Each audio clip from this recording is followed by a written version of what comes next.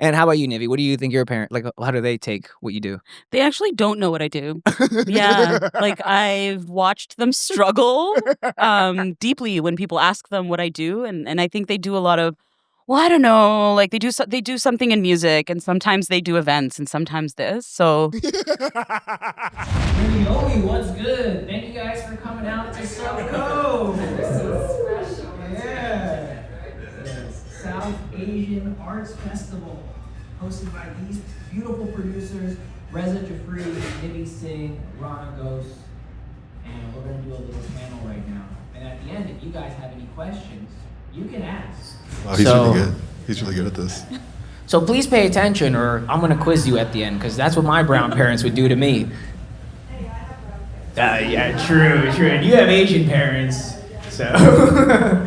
So would you guys like to start with like what did you guys do before you got into your arts profession, and what led you to that arts profession that you're in? And we can start with Reza since you're closest to me. Yeah, that's a smart strategy. My name's Raza. Thank you guys so much for coming. What did I do before this? So I went to school, and then after I went to school, I went to grad school. I went to medical school, and then I dropped out 6 weeks into medical school because it was filled with people who weren't fun to me. So I dropped out 6 weeks, and then I went into the next brown thing, which is software engineering, and then I did that for several years, and then I was like, okay, I need to find an art form because I was looking for meaning, and then I went to music, and I was ass at music. So then I chose comedy. So comedy was the last thing I was good at. If it wasn't that, I would kill myself. So this is really it. So you guys really need to laugh. I don't know why I'm trying to make this funny. Yeah, so I did that. And then I got into comedy, and comedy has been lovely. It's been such a fun puzzle to solve. So yeah. Does that answer the question? Yeah, I think it does. And Yeah.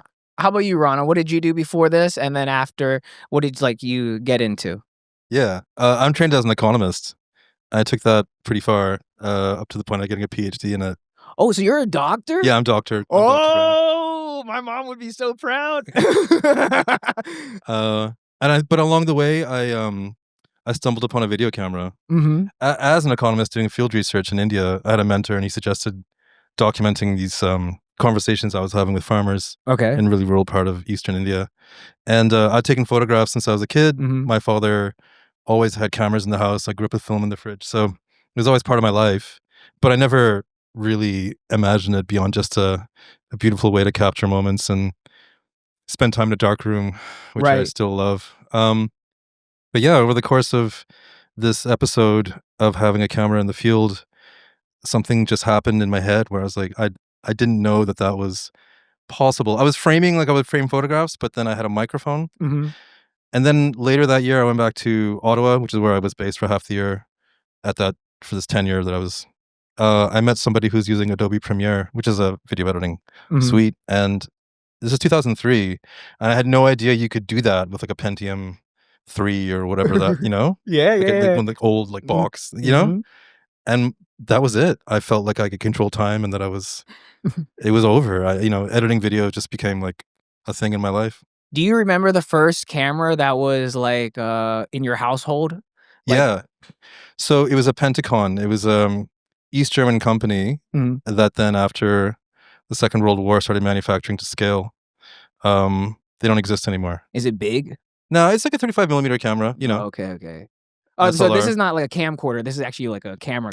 My father, yeah. But my Yeah. father also had like a Minolta 8 millimeter film camera, like to shoot film, Oh, which is actually some of that footage is in the film that we'll see after. like real old school. Yeah, like, like film. Jurassic Park. I love Not that. something like, Yeah. let's say. I love But that. yeah, and then that kind of just. But I was a consultant for many years where I was doing that for a donor agency, Mhm. and then at the same time doing my PhD and continuing this academic life. But along the way, these weird things started happening where I was, I think, compelled to like try to use my camera in other ways, Yeah, my yeah. video camera, and it, I think, increasingly took my mind in different directions. And yeah, by 2010, I was like, I can't resist. Like, this is a real thing, Mhm. and I can't kid myself and think I'm going to be a a biotech policy expert. Yeah. As much as I enjoyed that, and still, I think a lot of my professional life revolves around economic thought, principles. But yeah, so it's kind of a hard, perhaps left turn in 2010 I into love this that, world. doctor. Yeah, I love that. thank you. And how about you, Nivie? What did you do before this? And like, what do you do now? Yeah, so before I got into music, I'm a music executive now. I started off doing support work for survivors of sexual violence and did a lot of support work in shelters and frontline work that way, and just really burnt out. I was really burnt out, and I always had like a radio show in community radio. And so I started managing a radio station out in Halifax, and the rest is history. And now I co-launched Pineapple Express Media with my business partner at the time, Caleb Borden, and now run the company myself. And it's a music company that does label services, music publishing, and marketing for artists. I love that. I love that. And do you have a radio voice? I don't know. I've podcasted. You have a radio. Yeah, you definitely do. But you know how like some people have that switch on radio and they're like, welcome to MMR. You know what I mean? This So is it's- Bhavin looking for a compliment. nah, I'm just curious. I'm just curious. So like I want to know, like, since we're all brown and have like parents that are immigrants, like what do they think about what you guys do? You know, because my parents hate what I do. They tell me all the time, oh, Bob, go back to school, become a doctor. You know what I mean? So I'm just curious, you know. You can start, Rez. They're cool with it now. I think when I quit medical school, that was tough because my dad was a doctor in Pakistan, and then he came to America and he couldn't recreate it because he had 3 kids and he couldn't get the licenses again. So then he put all of his hopes and aspirations on his kids, and then we failed him. Well, I got very close. I had my white coat ceremony. He invited all of his friends, you know, and it was a big celebration. And then 6 weeks later, I dropped out. So it was they're really peeved about that. But then once I figured out how to make money, I think they were fine with it. And then now they give advice that isn't helpful. They're like, you should do TikTok. And I'm bad at TikTok. So, and then they show other people. They're like, this is who you should be like Usama Siddiqui. And it's like, I can't. So it's still the competition, but now with comedy. You know what I'm saying? It's like, you should be better. But so, I mean, it's supportive. They're nice about it, but yeah. All right, hell yeah. Rana, how about you? What do your parents think? It's actually really recent that I think, to be fair, I mean, okay, I'll try to give a brief answer because there's a contextual thing that happened this year. Yeah, no, give it. Should I give that? Yeah, I want the. I want the deep. I'm like, roots. I find this really difficult to understand myself, although I understand why. So this year, I was able to call myself a filmmaker, and I think a lot of and I've had this conversation now with peers. They're like, what do you mean? Like, of course you are, but I never considered myself one, and I think a lot of that had to do with this exercise this year where I started showing my work with a certain kind of intent to a public. Instinctively, I'm also working. Well, we'll see it after this thing, but this project I'm working on that I don't know, it means a lot to me in a different way. But yeah, I think showing it to people has just changed it, and so I've just kind of been able to say, you know, that question. Oh, so what do you do? Right? Usually, I'd like answer by saying something cheeky, like I try to avoid answering that question. But like, I think at this point now, I just say, oh, I'm a filmmaker. Yeah. So somewhere along the line, I told my mother, oh, is that what you do? Because I think prior to that, I'd give this long-winded answer about an agency, which is true, that I steer and I produce events and la la la. But now I just say I'm a filmmaker. And she's like, oh, okay. Now I know what to tell my friends, like, what you do. So. Right. And I think that's actually, now she's like genuinely interested in like, oh, so what's this festival you're showing your film at? So something's changed. And maybe it was, to be honest, it's not her, it's me. Maybe I just came to grips with a decision I made in 2010. Yeah. I don't know. No, I definitely feel that. It's like you feel that sense of like imposter syndrome. Absolutely. Right? Because like they never told you, oh, like you can be a filmmaker, you can do music, you can do comedy. They're like, there was only one path for us. So like then you're like, oh, I'm doing these things. But like, you know, some of our counterparts in the culture, man, they do one open mic and they're like, I'm a comedian now, you know? So I definitely get it. It's like that sense of imposter syndrome that they put deep deep into your body, you know? I mean, I don't want to blame my parents for any of that. No, of course not. We're good kids, but you know, like like I know what you're saying. And how about you, Nivie? What do you think your parent like? How do they take what you do? They actually don't know what I do. Yeah. Like I've watched them struggle deeply when people ask them what I do. And I think they do a lot of, well, I don't know, like they do something in music, and sometimes they do events, and sometimes this. So I mean, yeah, I think as a, Punjabi queer kid, in music, I've disappointed my parents time and time again. Yeah. I think that this was just like another, like, I think that they've creative pathways to success, especially for people that come from cultures that we do. I think, I don't think they know how to measure success that way. Yeah. I think their measurement of success is very different because of the ways that they've had to survive from where they come from and had to survive here or wherever they've settled. And so, yeah, they don't know what I do, and I look forward to a day where maybe they will, but for right now, I think that's where it is. No, I get that. Like they're like, oh, you don't have two Mercedes in your driveway, you know? Like, so I definitely get that. So how did you guys all link up to put this SABCO on? So I think it starts with I did a tour in India for stand-up comedy, and I was linked up with Rana, who's very familiar with the continent.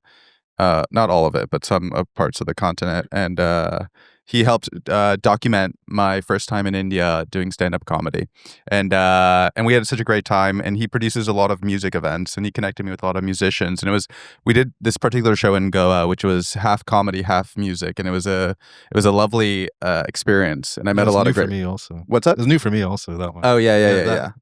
Yeah, and so that's how Rana and I met, and then we wanted to kind of recreate a similar experience in the North America. I was going to say the United States, but you guys are not part of that yet. So touchy topic. Okay.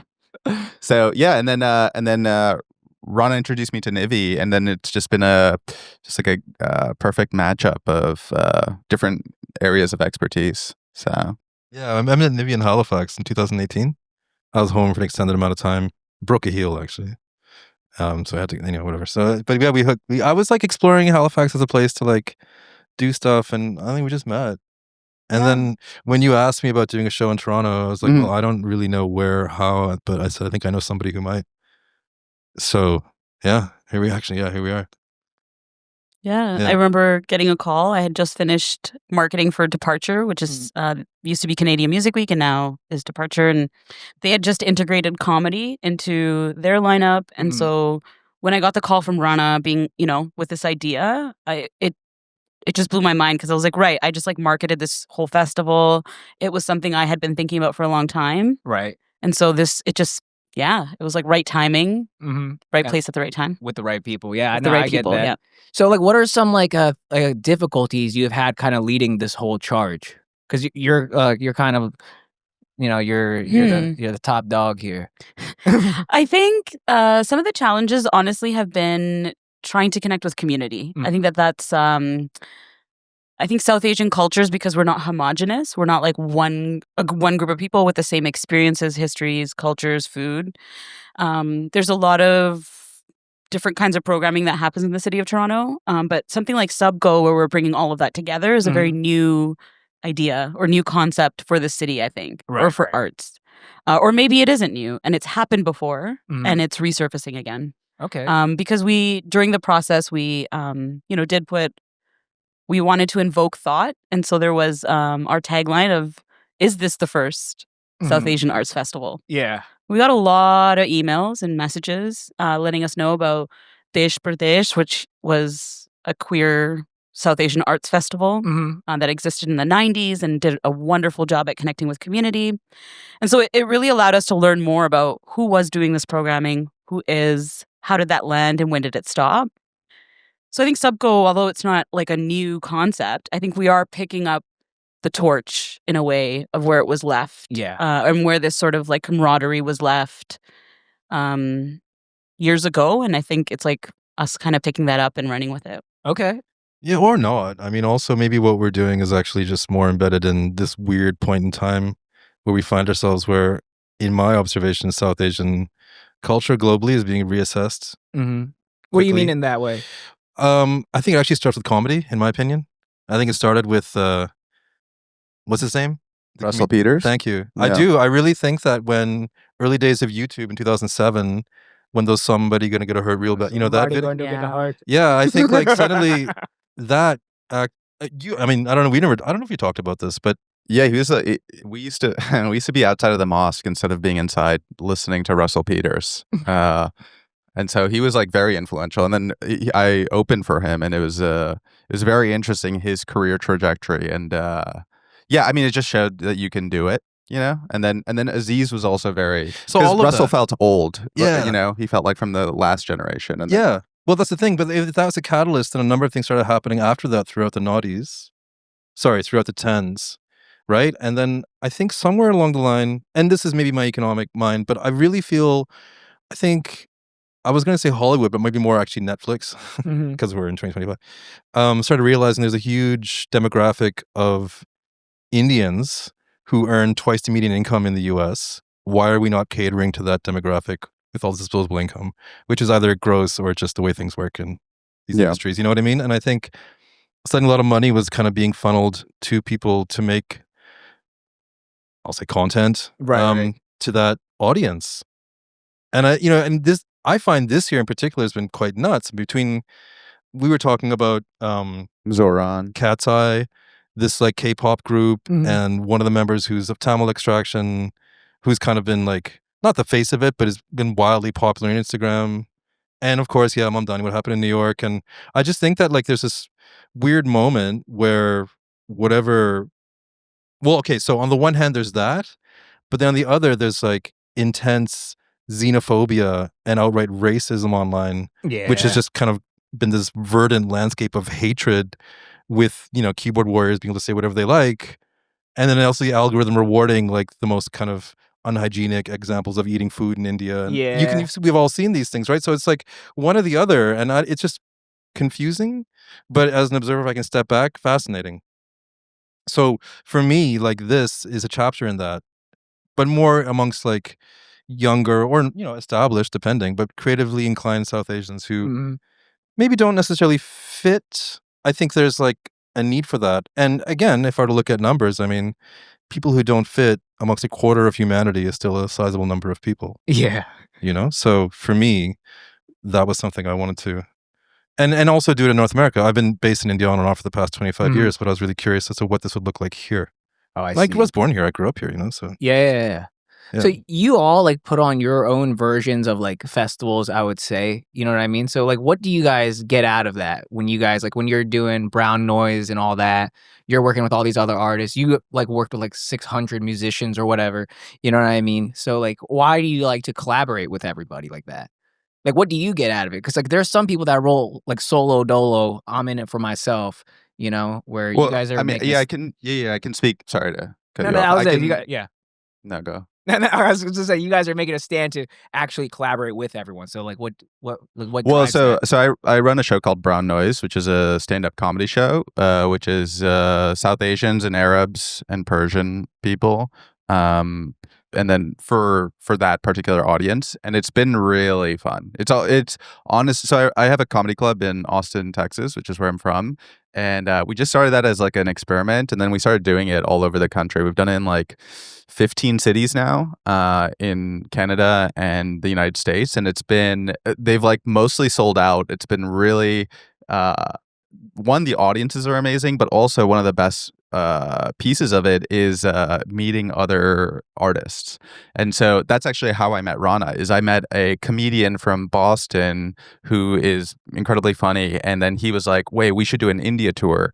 And then he's like, I know this guy who's really good at setting up events, because Rana would do music events in India. And so that's how I met Rana. And so this kind of like domino effect, or like, just marbles colliding with each other, happened because I just chose to do something South Asian specific. And so this is like for me, this is a continuation of that, which is I want not just comedians, but also filmmakers and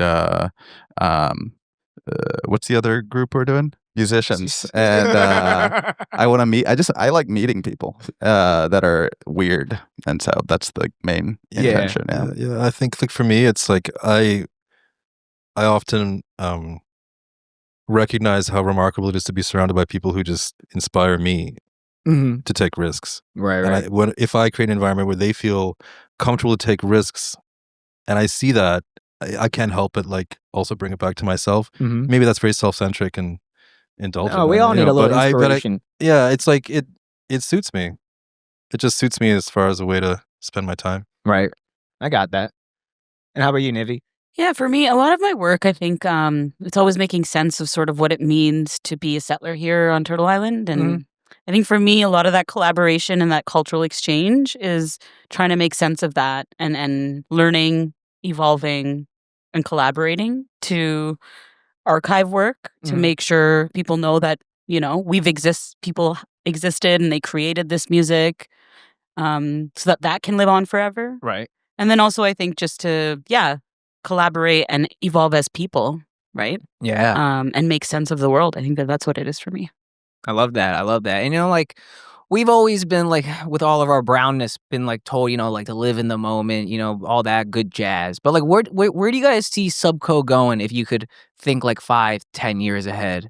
Like, what is your vision or dream for this South Asian festival?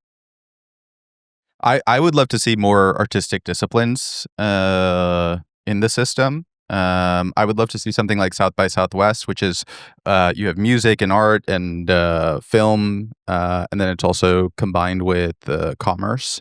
Because I think it's like sometimes art is relegated to what's happening on stage, but I think making a product that's really interesting is also incredibly artistic, and so that's like kind of been like something Rana and I and Nivie have talked about, which is kind of infusing commerce into it. In the same way, like Red Bull is associated with sports, extreme sports, in a way that lifts the sports, but also gives Red Bull kind of a tinge of respect because they're helping these like artistic human endeavors. I think the same thing can happen in the context of South Asian companies or companies that are focused on South Asian stuff, like Shan Masala. You know what I'm saying? So I don't know why I didn't need to give you an example, but just think of an example. And I think if that could happen within the South Asian context, I think that would be excellent for everyone. Yeah. Yeah. I mean, I kind of see this as a trade fair. Bigger picture. Yeah, I'd like to see it as a trade fair where you actually have entrepreneurs, startups, people in that space who are making things that are directed perhaps towards the South Asian market, not necessarily exclusively, but with that mindset. And if we can bring them all together to meet each other, find new demographics, find new markets, and maybe even find ways of financing creative endeavors that way. I don't know. It's like it's an instinct. I just think that's not really happening. I might be wrong. But again, I'm also kind of reading a room, so to speak, in terms of what I think might be interesting in the years to come. So yeah, I know personally, and we've talked about it indeed. Like, that's something I think last night actually we had like a pretty intense conversation. I think we're all clearly on the same page. But yeah, but also my heart still lies with showcasing artistry that I'm excited about personally. Yeah. And I think, the three of us, we have like, maybe I have a music production, event production background, but also a film background. Obviously, Raza with comedy, and Nivie is in terms of like just the music industry and understanding. So we just kind of complement each other in many ways. So, yeah. And how about you, Nivie? Where do you see this? Like, what is there some things you would like to see it go? Yeah, I'd like to see this also connect the 905 and the 416 and sort of these boroughs that are all surrounding the GTA, where a lot of brown people live, a lot of South Asian culture folks, they live. And so I think that's a big piece for me, is to sort of create something that's adjacent to industry, that connects with industry, but not necessarily has to follow the same rules. Because I don't think that our culture, our stories, our sound, our jokes really align all the time with industry. And I think it's important to create our own pipelines. And so I hope SABCO becomes a pipeline for South Asian weirdos, right? Experimental music, experimental storytelling and comedy. And so, yeah, that's where I hope it goes, is somewhere that lives on and continues to serve community. I love that. I love that. You know, when I first got here on Thursday, this is my first time ever in Toronto. And I got here on Thursday and someone was like, oh, GTA. And I was like, what, Grand Theft Auto? You know? And they're like, no, the greater Toronto area. And I was like, ah, shit. You know what I mean? So I love that. Yeah. Is there any place besides Canada that you, like a dream place to take it? Like, yeah. So I think that this is there's a common lived experience among, I'll say the D word, the diaspora. Okay, and sometimes that word is kind of demonized, the D word. But London. I have this. I did this event just 2 weeks ago. God, 3 weeks ago in London, and it would be perfect for us. But as to, we'll see. I also kind of want to dig into Toronto and just iterate on this for sure. To kind of like get a couple years down here.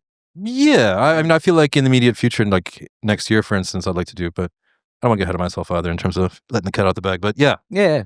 Yeah. How about you, Nivie? Where was a cool place you would like to take this, like physically? Honestly, I and we've talked a little bit about this, but I think this would be great to take around the world, right? I think to create stages where South Asians that are from, here that live on Turtle Island in the US or Canada want to perform in Berlin and, where to start. And I think if SABCO can create a pipeline that exists and pop-ups that exist around the world that allow people to be showcased, I think that's something that I'd love to see. So I think, take it around the globe. Yeah. And how about you, Raza? There's no specific place I want to take it. I think I like as many places as possible. Hell yeah. I wanted to add something from the previous question, which is like why I do this. I think there's like something interesting happening that Rana mentioned, is this like kind of like an inverse bell curve of like opinion on South Asian culture, which is this like kind of demonization or ridicule that is bubbling up. Some justified, some unjustified, and then there's this other kind of like cult of personality, like Mamdani and I don't know, Hassan Minaj. And I think creating an ecosystem where there's more of the cult of personality or like kind of charisma, or a breeding ground for those people to get the nutrients they need to find the attention on a global scale or a public scale is super valuable. Okay. So I think that's the ideal situation, is we find more interesting artists that represent our world in an interesting way. Yeah. I think certainly many people have organized from our community in similar ways, and by no means am I suggesting we're the first, but I will say that I think perhaps one of the reasons that we haven't seen similar exercises to scale, if you want to call it that, I don't know, is because maybe a lot of our peers just don't have 10 plus years of background in like event production and curation and, learning how to do that. Maybe. Yeah, I feel like we're like the first gen probably doing the arts, you know what I mean? Because all of our parents came here, at least my parents came here, did factory work, then they got a Dairy Queen, then now they're retired. They never... Yeah. I'm talking not as performer is one thing. I'm talking about the actual weird in-between space of brokerage. The logistics of it. Yeah, like the spreadsheets and proposal writing and also conceptualizing events and like that role. Yeah. It's production, basically. Right. I don't know if a lot of people, certainly a lot of artists, and of course there have been events like this. But yeah, maybe it's just a factor of our age demographic, the three of us, or what we've been doing more specifically. But yeah. Yeah, the only big Indian event I can think about is Garba. And you guys know about that? Yeah, of course. But besides that, I've never really experienced another Indian event, Hajj. What is it? Hajj. What's that? It's this really cool event that happens. I feel left out of this inside joke here. What is it? Hajj is like going to Mecca. Oh, okay. It was a bad joke. Oh, yeah. Yeah, I grew up Hindu, bro, and now I'm whitewashed, so I don't know. So you guys all so you guys spend a lot of time doing all your respective crafts, and then, whatever you need to do to publish it. But I'm curious because, you need to find like an outlet or else you just get frustrated and then you blow up. Like, what do you guys like to do when you're not doing all this? Like, what is something you do to take the edge off? You know, like, what do you enjoy to do outside of your Outside work? of comedy, Yeah. I like making music right now. I'm really obsessed with making music. Yeah, Oh, okay. which is kind of just adjacent to this. But On the MacBook GarageBand. Ableton, yeah, and then but also I just started a food truck, so I'm also selling. I also like making food. I just like making stuff, I guess. And what's on the menu on the food truck? It's stuff my mom used to make. So it's like kebabs and chicken tikka and dal, which no one knows what that is in Texas. So they call it lentil soup. And yeah. So it's a small little project that I just started like a month ago. So, Where yeah. did you find the food truck, may I ask? Like, where does that? How do you acquire a food truck? I had a buddy who had a food truck and he was done with it. So then I've never made food in a commercial capacity before. So then he used to work at a Michelin star restaurant. So he liked so it's kind of infused. It's like desi food, but then also infused with his opinions and ideas of how to tweak it. Yeah. Now, as someone who grew up in the food industry, is there someone coming to check the shit you're doing here? Like, well, it's a desi food truck, so no. hell yeah. I love that. We actually cook with our feet. It's really, this is like a flavor that comes. No, it's no. We have all the health permits. What kind of question is that? Yeah, I don't know much about the food truck. I don't know. I'm just curious. Yeah, it's the same thing. Yeah. Just curious. Yeah. And how about you? What do you like to do outside of all your like filmmaking and everything like that? So, what are some hobbies you have? I don't have any. No, there's like not even like going for the walk. Okay. So again, this year's been weird. I think I've just been like, I mean, I like what I do. Yeah. And it's like weird stuff that I don't understand. Like there's the thing with editing. Like I don't understand like how I just do it, you know? And so I'm really captivated by this alchemy that I don't understand. Right. So I don't mind doing it all the time, but I don't think that's healthy. Yeah. For my posture. And so this year in particular, I've I don't know, I've kind of been like I just changed my diet and have over the past year and a half started really thinking more carefully about my corpus and what I need to do to take care of it. Yeah, we're which getting I think close I haven't. to death. Yeah, sure. Which is, that's fine. But yeah. So I don't know if I can think of something outside of like whether event production or cutting video. It's like exploring means of how I can serve my health. Yeah. Is that a hobby? I don't know. No, it is. Like, I'm really big into fitness. I just bought a sauna for my apartment. Oh, wow. You know what I mean? I'm on it, man. Self-care, baby. What was the diet before and what is it now? Like, what did you do? What did you change in it?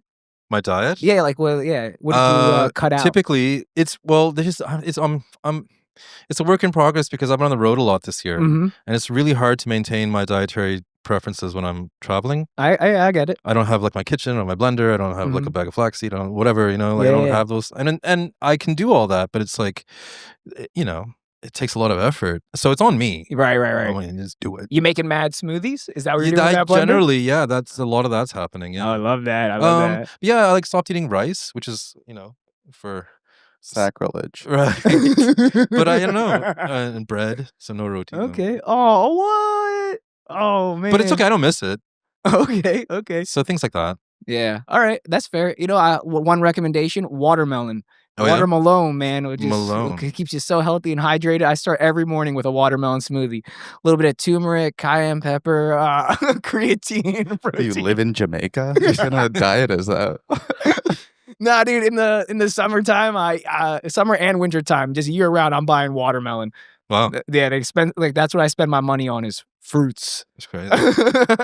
And how about you, Nivie? What do you do for fun and keeping like your mind off your work when it gets overwhelming? Yeah, I'm a self-proclaimed poet, so I write a lot of poetry. Oh, hell yeah. Hanging out with my niece and like just smoking weed and just being human, I really enjoy human moments. I think in music and doing music executive stuff and sometimes being on tour or doing stuff, I think I really enjoy, waking up in the morning and chilling, having breakfast with my parents, Oh, stuff I like love that. you Yeah, know? the little things. Yeah, What I'm really activities into do you that. and your niece do?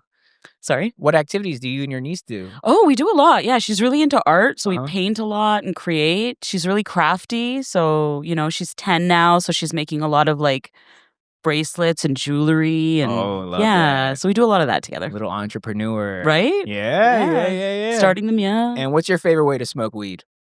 We got to know that. Ooh, favorite way to smoke it? Yeah, like Just like a bong, real easy joint. elbow, like a two-pay, raw, roll it up. Love that. I don't like pre-rolls or none of that. Nah, I'm nah, not you a gotta keep the vapor. craft. You gotta keep the No, you got craft. Yeah. Yeah, I like to smell it, look at Filter or it. no filter? Always a filter. Yeah, you can't get them fingers stinky. I know what No, you're no, saying, thank girl. you. I know what you're saying. Does anyone have a time on them? I left my phone back there, so I don't necessarily have a time on me.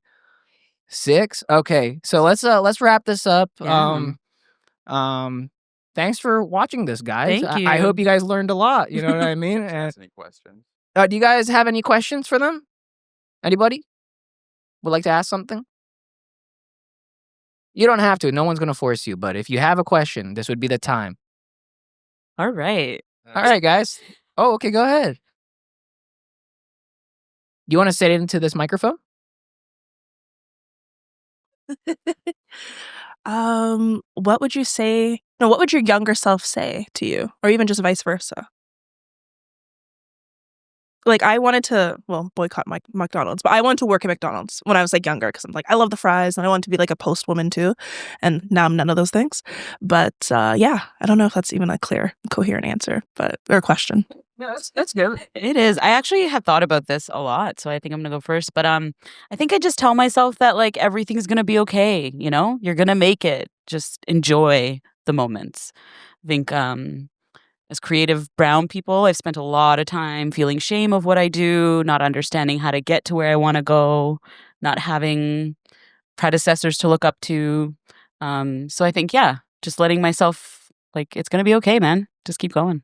Right. Rana?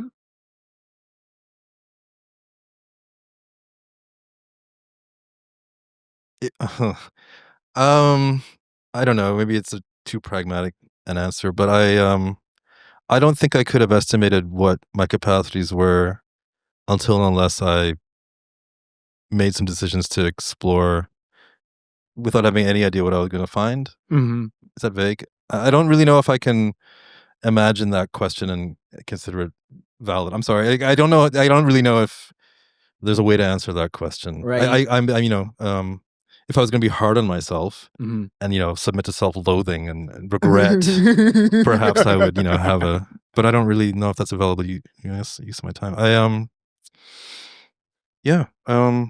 I think whatever happened personally with this unexpected arc of my professional life happened because I just met people along the way, Mm-hmm. and I think I was provided an insight of what could be, and then decided to give it a shot myself. And I don't think my younger self could have imagined that even being possible. Right. To be honest with you. I feel that. Yeah. Rez? I would say collide with more people. The more people, I think most of the magic in life is meeting people and the kind of the adventures you go on with them. And I also would say take more risks. Life is risk. So just as much risk as you can tolerate is the best advice, I think. Love that. Anybody else have anything they want to chime in on? All right. Do we have papers? No, I think one of these brothers in the back, you though. All right. Do you want to introduce what we might be watching? Yeah, we are. So I'm going to show a film that I alluded to over the course of this conversation. It's 22 minutes. It's about a man in rural West Bengal who kind of pioneered a form of music called deck bass, which is wildly aggressive. And when I first came across it 7 years ago, I just understand why or how. And it took me 5 years of WhatsApping him before he responded to me. And then when he finally did, I ran to his village. And that's what we're going to watch. Hell yeah. But I think we'll need about maybe 2 minutes to pull off these tables. Yeah. So just give us a bit. All right, guys. Ignore what you see up here.